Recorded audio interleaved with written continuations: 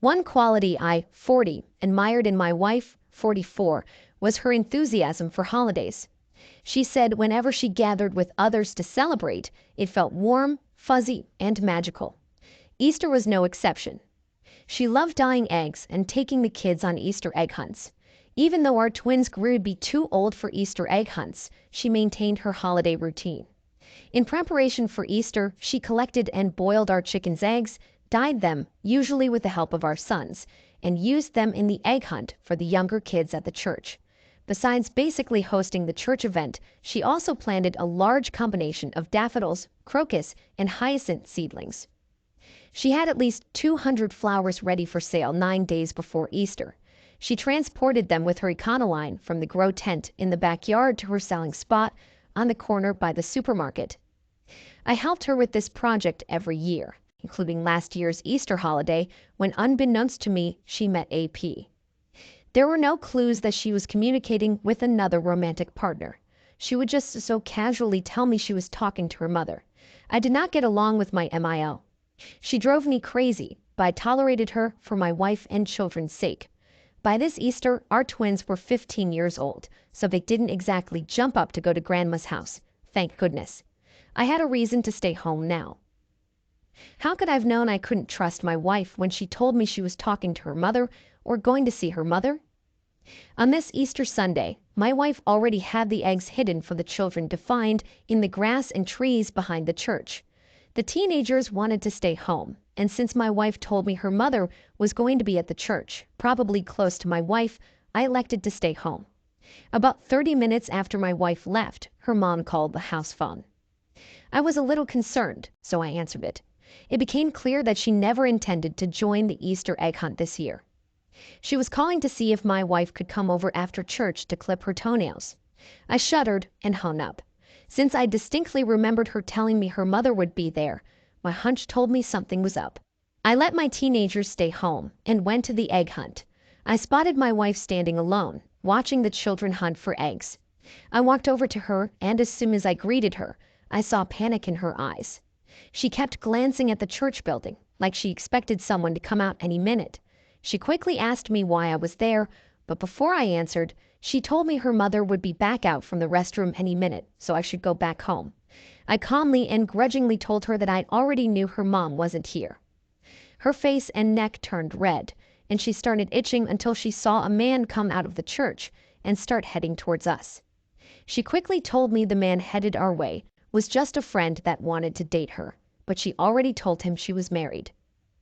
I was confused and hardly had time to think before he asked me if I was the reason she ghosted him the past week. I said, "Excuse me," and then told him she was my wife and we were married for the past 19 years. He was immediately deflated and told me they'd been seeing each other for a year. I was taken aback. It felt like the wind was knocked out of me. She told me that wasn't true and that he'd been harassing her to the point where she considered calling the police. I just looked at her like she was crazy and asked how that could have been happening without me knowing. AP called her a liar and demanded she tell me about their plans for the future. When she covered her face, he grabbed her wrist to move her hand, and without thinking, I pushed him in an attempt to stop him from touching her. This resulted in us fighting. I remember getting a few punches in before I blacked out.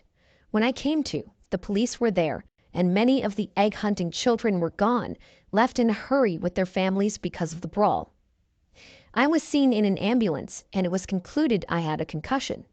The police told me what I already found out. My wife was cheating on me. The word got around fast from people that went to our church, and she was pretty much shunned by all of them. As far as I know, she was practically banned from ever stepping foot in that church again. I couldn't imagine my wife willingly seeing a man, even planning a future with him, all behind my back. It felt like a nightmare. It came to light that he had a child from a previous marriage, who was present at the egg hunt that my wife invited them to. AP told me that he was ending things with her as well since he had no idea she was married. He mentioned that she begged him not to leave her and said that she told him I was abusive, which was completely made up. It was disturbing to me how my wife could sabotage our entire family all by one idiotic decision. This was enough to end everything we had together as a family, and it broke my heart. The kids and I didn't deserve this. I read posts about this in the past, but since I never did anything to betray my wife's trust, discourage her, or disappoint her, I never thought she would have a reason to cheat on me. I was just dumb for failing to realize this would happen to me. OP, I am so sorry you and your sons had to go through this. I want you to know it was absolutely no fault of yours. She lied about you being abusive to make it look like she was only doing what any other battered woman would do. Leave the bad man and find a new love. The only problem is she didn't leave you and you didn't deserve to be left. She just found a new love, lied, and pretended everything was fine to your face. She tried to justify leaving her family after 19 years by portraying you as a bad spouse. You must realize that this happens to men who least expect it every day, so you aren't dumb for failing to realize her deception. Just stay strong for your sons and remember that you can make the best of this life change. Stay hopeful and remain honest in your relationships. There are honest and good women out there who are looking for a respectable man. Get out there, be honest, and find as many things as you can to be passionate about. I wish you the best of luck in life. Now let's get into our second story for today. My wife and I were chefs in a gourmet kitchen in New York City. We knew each other for 14 years and were married for 9. We enjoyed every day together, working nearly identical shifts at the restaurant. Ratatouille was our favorite movie because our hats were identical. A year after the movie, I actually adopted 2 pet rats as a joke for my wife. She loved them. She told me months later she didn't know she could get so attached to rodents. Anyway, our relationship was great and full of imagination and happy times.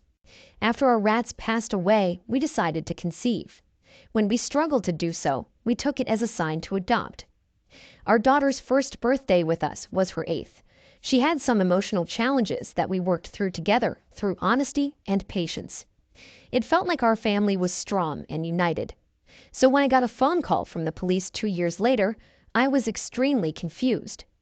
I was at the grocery store with my daughter, and as far as I knew, my wife was working a shift at the restaurant. The police informed me that she was at the police station, unharmed, but they wanted to ask me some questions. I was a little unsettled, and my mind raced until I got there. With our daughter under my sister's watch, the police started asking me questions like, "When did you find out what your wife was doing? And how long did you plot revenge against him?" All I would ask, repeatedly, "What is going on? Where was my wife? What happened?" I had no idea what they were talking about, and after about an hour and a half of interrogation, they believed me. They verified that I was at the grocery store at the time of the attack on AP in his own home, while my wife was there having sex with him. He was stabbed by an intruder while he was in bed with her. The culprit was covered from head to toe and fled the scene. My wife was the one that called 911. I was terrified. I started crying uncontrollably. My wife cheated on me and experienced this traumatic event. Then I felt relieved that I was recorded at a different place during the attack, being the dedicated father I was determined to be. As I shopped for groceries, my wife was cheating on me. I felt so stupid, even though there was no way I could have known. Then the police told me this guy was in critical condition, and he was having an affair with more than 4 other women. My wife just happened to be there when someone else wanted revenge. They let me go, and I saw my wife waiting for me. She looked disturbed and restless. When she saw me, there was brief relief, followed by great sadness when she remembered she cheated on me. I walked right by her, refusing to speak. She followed me, crying and begging to talk about this. I told her we were over and that I planned to start seeing other people immediately. I sarcastically told her she made an excellent choice for an affair partner because he was very experienced. She admitted she was extremely stupid for sleeping with this guy after they talked for about 2 months on a dating app, but that was all he would ever amount to in her life. She pretty much demanded that I forgive her because she was worth it and we already spent so many happy years together.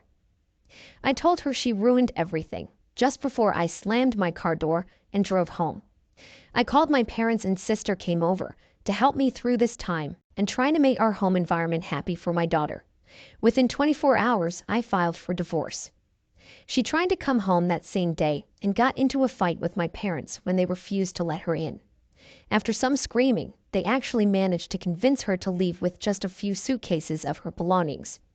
When our daughter saw her again, she told her she was very disappointed in her. Can you imagine that? Hearing that your 10-year-old adopted daughter is disappointed in you.